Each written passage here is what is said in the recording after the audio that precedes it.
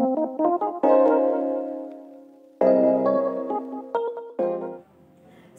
pagi anak kelas 6. Selamat pagi juga mama papa yang ada di rumah ya.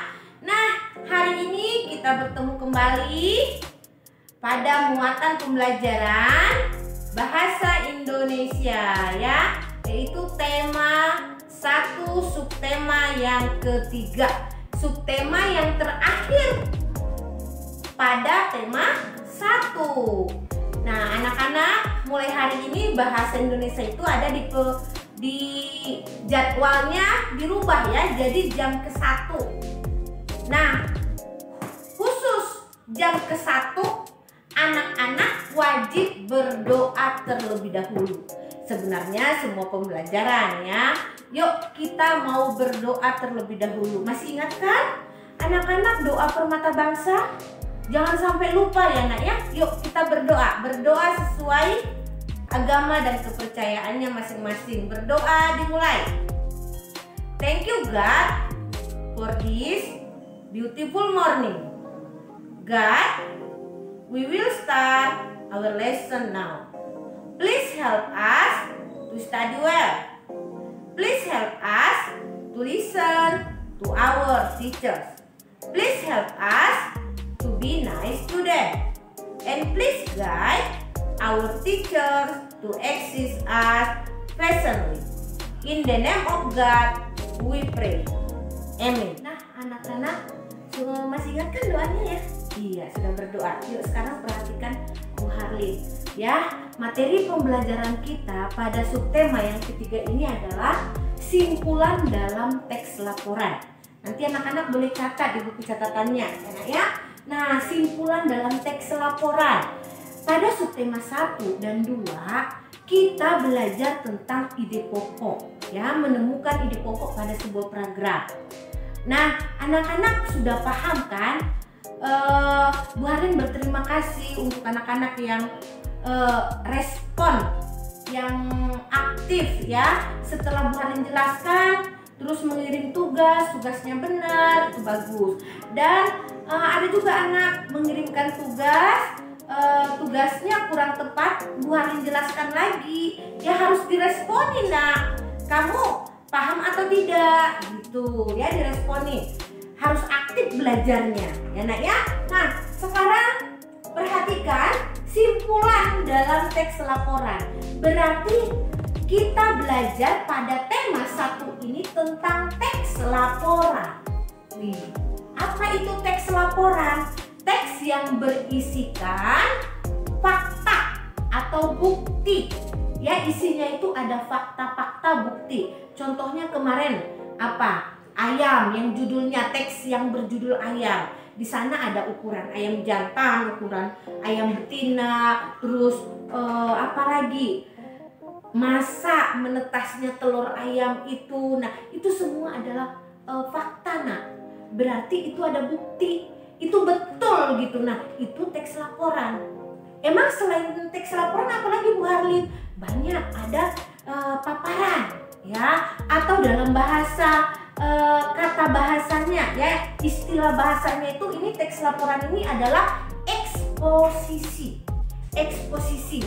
Nah, ada lagi deskripsi, ada lagi apa? Narasi, ada lagi argumentasi. Bukan mungkin, ini sudah kalian pelajari waktu di kelas 5. Ya, apa ciri-ciri dari teks laporan, teks deskripsi. Nah, untuk saat ini kita bahasnya itu teks laporan. Dari kemarin loh, ini sudah kita bahas teks laporan dari subtema 1 dan subtema 2 sampai subtema yang ketiga. Nah, kemarin kita sudah menemukan ide pokok paragraf, sudah belajar bagaimana cara menemukannya, menentukannya. Sekarang kita membuat simpulan dalam teks laporan. Apa itu simpulan Bu Harlin? Ini boleh dicatat nanti anak ya. Simpulan itu merupakan pendapat yang dibuat berdasarkan ide pokok dari suatu teks atau uraian. Ya, simpulan itu merupakan pendapat atau kata-kata. kita sendiri nih, kata-kata kita sendiri, pendapat kita sendiri, tetapi sesuai dengan ide pokok yang ada ya dalam satu paragraf. Nah, kemarin kan ada sebuah paragraf yang ada sebuah teks yang terdiri dari beberapa paragraf. Nah, masing-masing paragraf itu mempunyai ide pokok. Nah, ide pokok ini yang kita buat kemarin seperti peta pikiran atau diagram ya, Nak ya. Nah, masing-masing dari ide pokok ini kita tarik satu kesimpulan.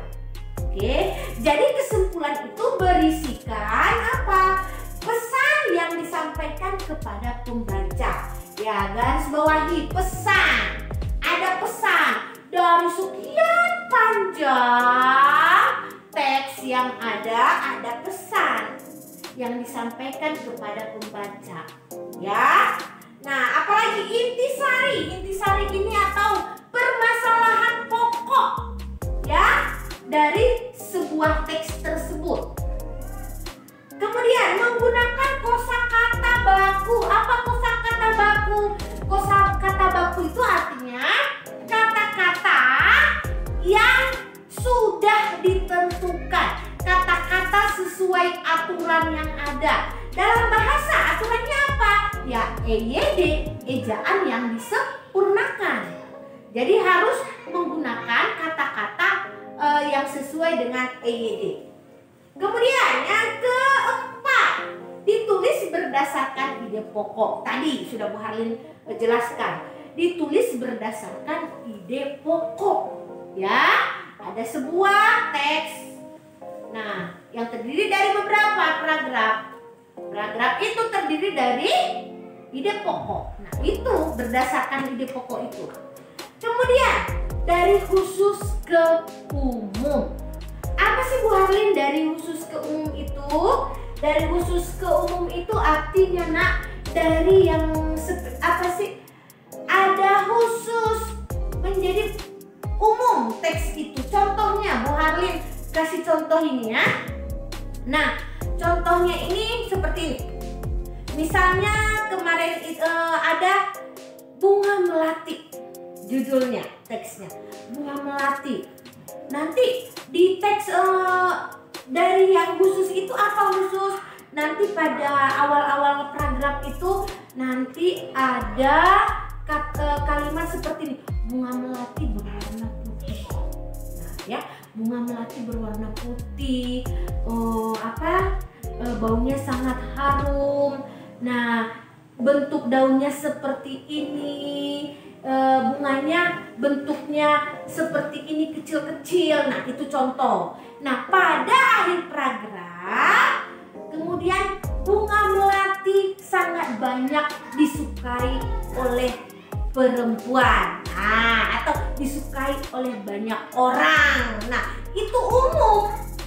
Berarti itu yang disebut dengan teks dari khusus ke umum. Ya, Nak ya. Atau istilah bahasanya, ilmu bahasanya induktif. Teks induktif. Nih, ada Bu Harlin tulis nih. Induktif. Nah ya, ini teks induktif ini. Teks induktif. Lawannya apa? Deduktif. Jadi, teks induktif ini adalah, saya perhatikan. Nah, apa itu teks induktif? Teks yang berisikan dari khusus ke umum. Ya, isinya itu dari yang khusus ke umum. Itu yang disebut dengan induktif. Permasalahan dari yang spesifik dulu, ya, yang khusus dulu ke umum. Ciri-cirinya apa? Bagaimana kita bisa menentukan sebuah teks itu adalah dari khusus ke umum? Ciri-cirinya seperti ini. Kalimat utamanya itu terdapat pada akhir paragraf. Nah, itu kalau induktif. Pada subtema 1 kemarin, subtema 2, kita membuat contohnya itu adalah teks deduktif. Deduktif itu artinya apa? Dari yang umum ke khusus. Biasanya kalau deduktif itu dapat kita temukan kalimat utamanya itu terdapat pada awal paragraf. Paham ya? Induktif pada akhir paragraf kalimat utamanya.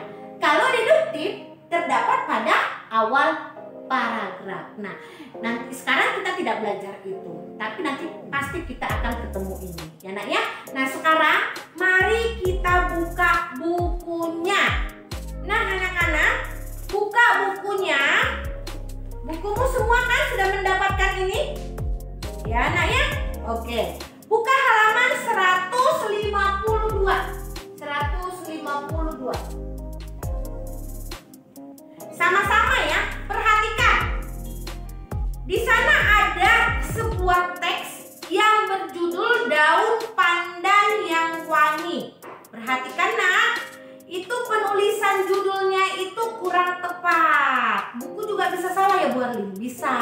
Ya karena yang membuat buku itu adalah manusia. P-nya itu harusnya huruf besar. Tapi kalau Y-nya memang huruf kecil karena dia kata sandal. Ya. Daun pandan yang wangi. P-nya itu seharusnya besar ya nak ya. Oke. Nah, perhatikan teks tersebut. Ada berapa paragraf? Iya, ada 3 paragraf di sana. Ya, nanti nggak usah Bu Harin bacakan ya sayangnya. Kamu terlalu panjang nanti videonya. Nah, setelah kamu baca, buatlah kesimpulan dari teks di atas. Nah, tadi bagaimana langkah-langkah kita untuk membuat simpulan? Nah, atau kesimpulannya, simpulan atau kesimpulan sama. Bagaimana langkahnya? Tadi langkah yang pertama adalah menentukan terlebih dahulu ide pokok pada masing-masing paragraf. Karena ini ada 3 paragraf, yuk perhatikan Bu Harin contohnya udah buat. Jadi ada 3 ide pokok 1. Ini Bu Harin nggak tulis paragrafnya, ide pokok paragraf 1, ide pokok paragraf 2, ide pokok paragraf 3. Ingat apa itu ide pokok? Ide pokok adalah gagasan permasalahan yang ada pada paragraf tersebut. Nah, ide pokok 1 adalah, nggak usah Bu Harin bacakan ya, nanti anak-anak pahami sendiri, baca disimak. Teksnya adalah daun pandan merupakan tumbuhan semak. Ini ide pokoknya nih. Daun pandan merupakan daun semak. Tumbuhan semak, maaf. Tumbuhan semak. Nah, ini ide pokok paragraf 1. Paragraf kedua. Warna daun pandan.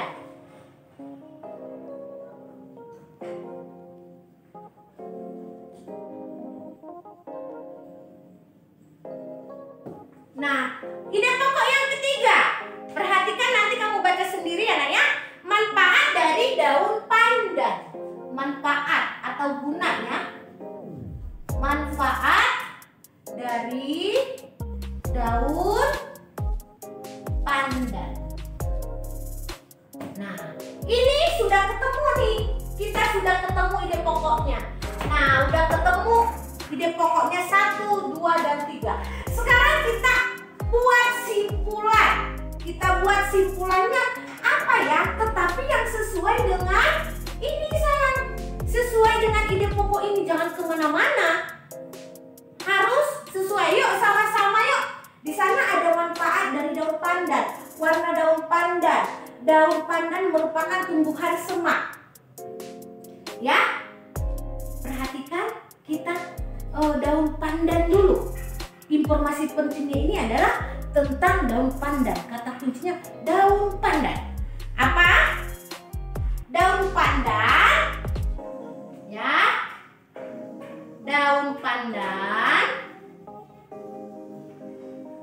Daun pandan dapat dimanfaatkan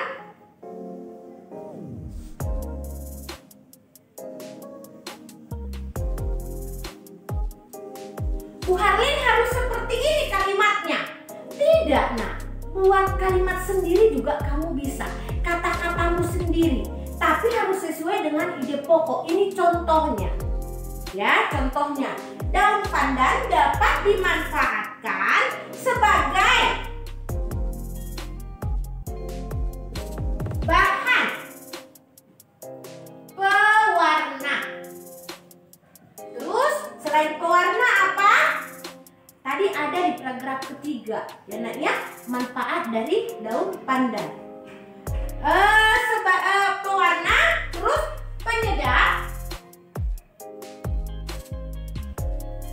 dan pewangi makanan. Nah, ini kesimpulannya, ya. Daun pandan dapat dimanfaatkan sebagai bahan pewarna, penyedap, dan pewangi makanan. Nah, ini tadi yang termasuk apa? Teks induktif. Ya nak ya, tadi ini udah khusus dijelasin secara khusus di paragraf 1, dijelasin secara khusus di paragraf 2, di paragraf 3. Nah, untuk umumnya itu yaitu manfaat dari daun pandan. Nah, seperti itu yang kita pelajari pada subtema 3. Ya, sekarang tugasnya adalah buka halaman 153. Buka halaman 153. Nah, di sana ada teks, tidak dibuat judulnya. Ya nak ya, bacalah teks berikut. Ada 2 paragraf. Perhatikan, ada 2 paragraf. Kemudian nomor 2-nya, buatlah kesimpulan dari teks di atas. Gunakan kosakata baku. Ya nak ya, ini yang menjadi tugasnya 1 dan 2. Nomor 1-nya itu kamu hanya membaca saja, kamu pahami keseluruhan isi dari paragraf tersebut dengan cermat. Kemudian kerjakan nomor 2. Nah, untuk nomor 2 ini caranya seperti ini. Tentukan dulu. Terlebih dahulu tentukan ide pokoknya. Buat seperti ini. Baru kesimpulan. Kerjakan di buku tulis bahasa Indonesiamu. Tadi yang ada catatan, silakan dicatat di buku bahasa Indonesiamu. Nah, sampai di sini pertemuan kita pada subtema 3, muatan bahasa Indonesia. Terima kasih buat anak-anak yang sudah menyimak ya nak ya. Dan tindak lanjut dari kamu menyimak, mendengarkan, yaitu apa? Kerjakan tugas, kirim ke Bu Harlin. Jangan seperti yang kemarin. 1 minggu ditunggu, 2 minggu ditunggu, belum juga dikirim tugasnya. Oke? Jangan lupa berdoa. See you.